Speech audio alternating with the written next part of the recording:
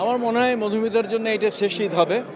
এই ঈদে আমরা খোলা রাখবো। আর না, সাকিব খানের ছবি আমরা চালানোর জন্য আগ্রহী, কারণ ওর ছবি কিন্তু পয়সা দেয়।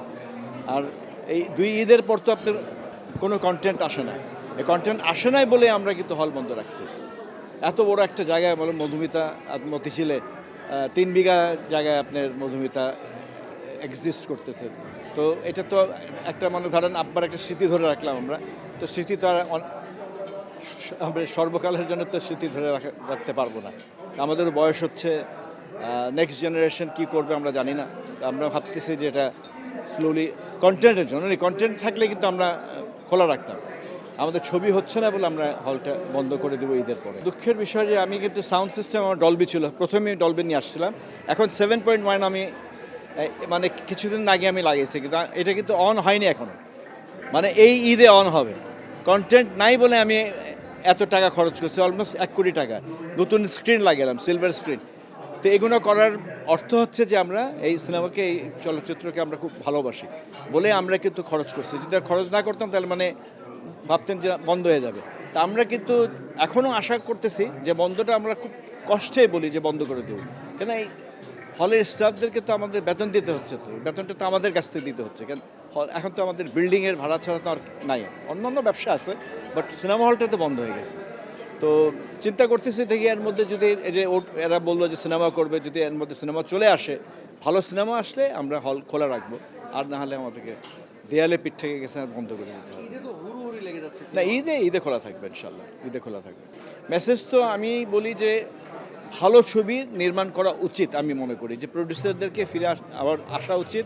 নায়ক নায়িকা তো আছে আপনার, এরকম না যে নায়ক নায়িকা আমাদের এখন আমরা ডিপেন্ড করতেছি সাকিব খানের উপর।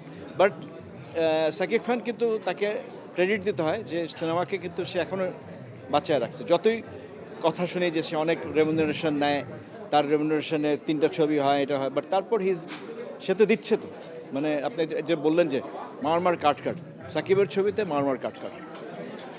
তো ওটা আমি চাই যে ভালো ছবি হোক। ভালো ছবি হলে আপনার সিঙ্গেল স্ক্রিন তো নাই, সব বন্ধ হয়ে গেছে। তা আমরাই টিকে আছি, শ্যামলি টিকে আছে। তা আমরা চাই ভালো ছবি যদি করে কম পয়সায়, গভর্নমেন্টকে এগিয়ে আসতে হবে। গভর্নমেন্ট যে টাকাটা দিয়েছিল যে হলকে ভালো মতো সৌন্দর্য করার জন্য, তো ওইটি টাকা কিন্তু কেউ নেয়নি। কেন নেয়নি? বিকজ নিলে আপনার লোনটা ফেরত দিবে কীভাবে? আপনার 5 বছর 10 বছর আপনার কন্টেন্ট না থাকলে, আপনার যদি আমি সিনেমা নাই চালাই, তো এই পয়সাটা তো আমাকে দিতে হবে। নাহলে একসময় দেখা যাবে যে আমার হলেই চলে গেছে। সিনেমার মানে টোটাল ওয়ার্ল্ড সিনেমা কিন্তু একটা বিপদে আছে। কিন্তু আপনি হলিউডের ছবি বলেন, বলিউডের ছবি তো ওখানে তাদের প্রবলেম হচ্ছে, টলিউড তো মারাই গেল। তো হলিউডের কিন্তু আপনি যে ছবিগুলো আবতার যেটা আসছে এবার, এইটার কিন্তু খুব একটা ভালো যাচ্ছে না। আমার তো কথা হচ্ছে সিনেপ্লেক্সের সাথে, তাদের সাথে একটা কথা হচ্ছে যে আমরা মধুমিতা হয়তো এক কোলাবোরেশনে যাব তাদের সাথে। বাট তাদের যে কথাবার্তা শুনলাম যে তাদের মানে দর্শক ভালো না। আর তারা তো ডিপেন্ড করে না খালি হলিউডে, তারা অলসো ডিপেন্ড করে লোকাল মুভিজে। লোকাল মুভিজ তো নাই, লোকাল প্রোডাকশন কমে গেছে। আর যেগুলো আসতেছে এগুলো ভালো না। যে ঈদে দেখেন 30টা ছবি বলে আসার। তো এরা ঈদে কেন মারামারি করে? তা আমাদের তো 52 সপ্তাহ, তাই না? ঈদে তো আপনি দেখেন, আপনার বেদেন মে জ্যোৎস্না তো ঈদে চলেনি, তাই না? ভালো ভালো ছবি কিন্তু ঈদে চলেনি। তো ওইভাবে আমি মনে করি তাদেরকে যুদ্ধ না করে, লড়াই না করে তাদেরকে গ্যাপ দিয়ে আসলে তাহলে আমাদের মানে উইকটা বাড়ে। আমাদের 52 উইকস, অ্যাটলিস্ট 20 উইকস তো পাবো আমরা, 20 সপ্তাহ পাবো। তো ওটার জন্য আমি মনে করি they have to be very sensible হয়ে ওই জিত করে আসলে হবে না। জিত করে আসলে কিন্তু এটা লসই হবে।